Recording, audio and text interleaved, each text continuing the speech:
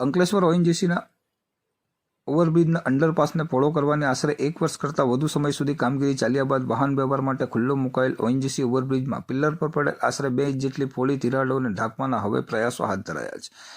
અંકલેશ્વરના વર્ષો જૂના ઓએનજીસી ઓવરબ્રિજ અંડરપાસને પહોળો કરવા માટે થોડા સમય પહેલા બ્રિજનો કેટલોક હિસ્સો તોડી પાડી અંડરપાસને પહોળો કરવાની કામગીરી કરવામાં આવી હતી. જોકે બ્રિજને તાજેતરમાં જ એટલે કે મે મહિનામાં વાહન વ્યવહાર માટે ખુલ્લો મૂકવામાં આવ્યો હતો. જોકે ઓએનજીસી ઓવરબ્રિજના શરૂ થતાની સાથે જ પિલ્લર પર બારીક તિરાડો જોવા મળી હતી. ત્યારબાદ બ્રિજના રોડ પર ભૂવો પડ્યો હતો. જોકે આ અંગે સમયાંતરે અહેવાલો પ્રકાશિત થવા છતાં તંત્રના અધિકારીઓએ આ બાબતે ધ્યાન ના આપતા મુસળધાર વરસેલા વરસાદ વચ્ચે નવનિર્મિત ભાગમાં તિરાડો પડવા માંડી હતી.